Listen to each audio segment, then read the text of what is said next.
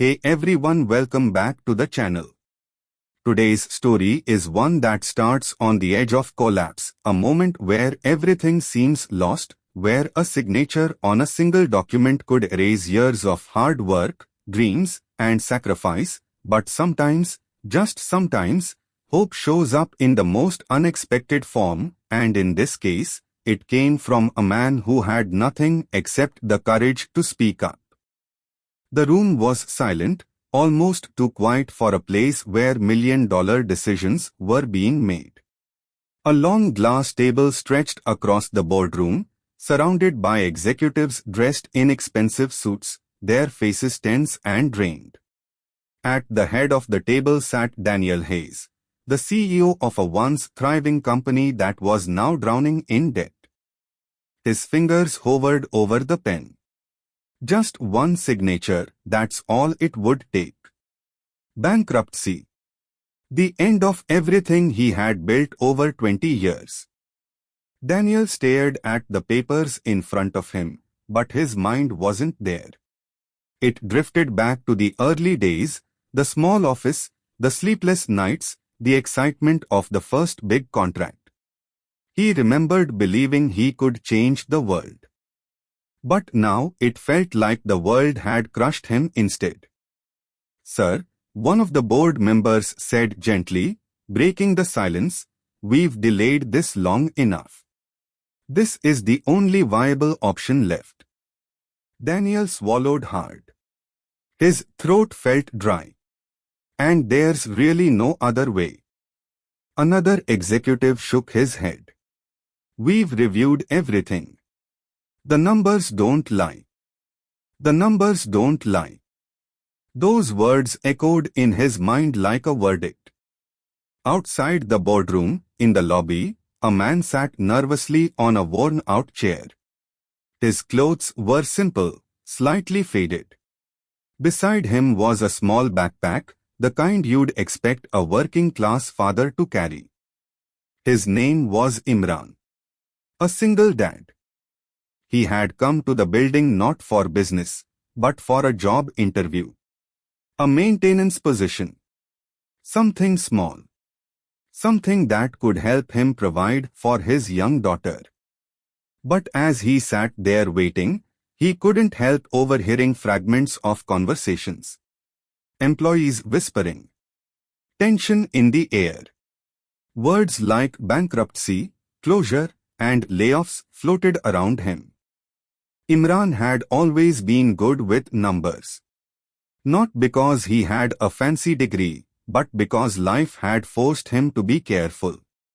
Every rupee mattered when you were raising a child alone. Every calculation had to be right. After waiting for over an hour, a receptionist finally approached him. "I'm sorry," she said softly, "the interview has been cancelled. Things are complicated today." Imran nodded slowly. Disappointment flickered across his face, but he tried to hide it. "I understand," he replied. He stood up, slinging his backpack over his shoulder. But as he turned to leave, he noticed something. A printed financial report had been left on a nearby table. Probably forgotten in the chaos. He hesitated. Then, almost instinctively, he picked it up. His eyes scanned the numbers. Rows and columns. Losses. Debts. Projections. At first, it seemed like what everyone else had said, hopeless. But then, something caught his attention. A small detail. A number that didn't make sense. He frowned, flipping the page. Reading again. His heart started to beat faster. This wasn't just a minor error. This was big. Very big. Imran looked toward the boardroom door. He could hear muffled voices inside. He hesitated again. Who was he to interfere? Just a man with no job, no position, no authority. But then he thought of his daughter. Her smile. her trust in him. And something inside him said, if you know something is wrong, you don't stay silent. He took a deep breath and walked toward the door. Inside the boardroom, Daniel finally picked up the pen. His hand trembled slightly. This was it. But just as the tip of the pen touched the paper, the door burst open. Everyone turned, startled. Imran stood there, slightly out of breath. Security moved immediately. Hey, you can't be in here. Wait, Imran said, raising his hand. His voice was steady, but there was urgency in it. You missed one number. The room fell silent again, but this time, it was different. Confusion replaced tension. Daniel looked up, irritated at first. What are you talking about? Imran stepped forward carefully, holding the report. This document, he said, the loss projection, it's wrong. There's a calculation error. One of the executives scoffed. That's impossible. This was prepared by top analysts. Imran shook his head. I'm not saying they're bad at their jobs. I'm saying they're human. And humans make mistakes. He placed the paper on the table and pointed to a section. This figure here, it's been duplicated in the total calculation. It's being counted twice. The room leaned in. One of the finance officers grabbed a calculator quickly, punching in numbers. His expression changed. Wait, he muttered. Another executive checked. And then another. The silence grew heavier. Finally, the finance officer looked up, his face pale. He's right. A wave of shock passed through the room. Daniel's grip on the pen loosened. How much difference does it make? He asked quietly. The officer swallowed. Enough to change everything. Suddenly, the situation wasn't as hopeless as it had seemed just moments ago. The corrected numbers showed that the company wasn't on the brink of immediate collapse. There was still risk, but also a chance. A real chance to recover. Daniel leaned back in his chair, staring at Imran. Who are you? He asked. Imran hesitated. I came here for a maintenance job interview.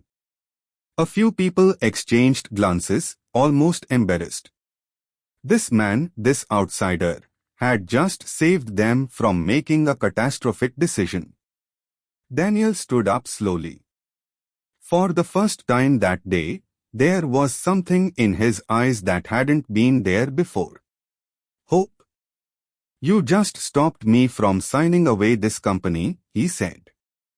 Imran shook his head modestly. I just noticed a mistake. No, Daniel replied firmly. You did more than that. You spoke up when no one else did. He turned to the board. We are not signing anything today. We re-evaluate everything. From the beginning. There was no argument this time. Because everyone knew things had just changed.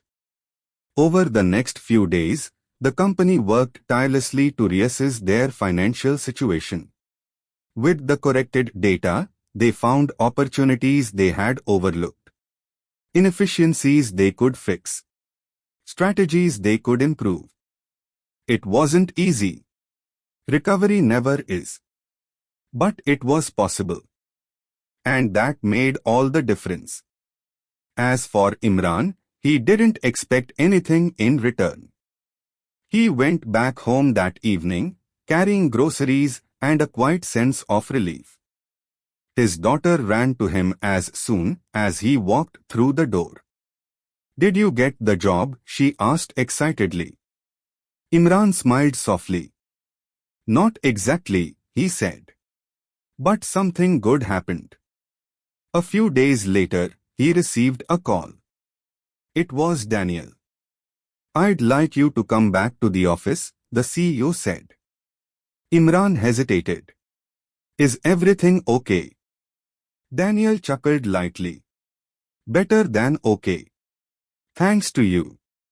When Imran arrived, the atmosphere was completely different from before.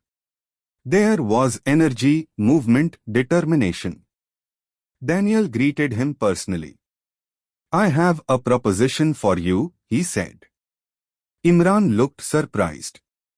You came here looking for a maintenance job, Daniel continued, but I think you are capable of much more than that. I want you to work with our finance team. Imran blinked. Sir, I don't have a degree. Daniel smiled. You have something more important. You understand numbers, and you have integrity. That's not something I can teach easily. Imran didn't know what to say. This was beyond anything he had imagined. I'll learn, he said finally. That's all I ask, Daniel replied. Months passed. The company slowly regained its footing. It wasn't an overnight miracle, but it was a steady climb back to stability. And Imran, he became an essential part of the team. He worked harder than anyone else, learning, improving, proving that he deserved the chance he had been given. But what truly set him apart wasn't just his skill. It was his courage to speak up. The same courage that had changed everything that day. One evening, as the sun set behind the city skyline, Daniel stood in his office, looking out the window. Imran knocked and stepped in. You wanted to see me, he asked. Daniel nodded. I've been thinking about that day, he said. Imran smiled slightly. Me too. I almost walked away. Daniel turned to him. I'm glad you didn't.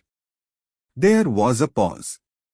You know, Daniel continued, for years, I believed success was about control. About making the right decisions. Having the best people. He shook his head. But I was wrong. Sometimes it's about listening. Even to the person no one expects. Imran nodded quietly. Because he understood that. Life had taught him that wisdom doesn't always come from titles or positions. Sometimes it comes from experience. From struggle. From paying attention. And sometimes it comes from a poor single dad who simply refuses to stay silent when something doesn't feel right. So if there's one thing to take from this story, it's this. Never underestimate the power of your voice. You don't need a title to make a difference. You don't need permission to speak the truth. All you need is the courage to say, you missed one number.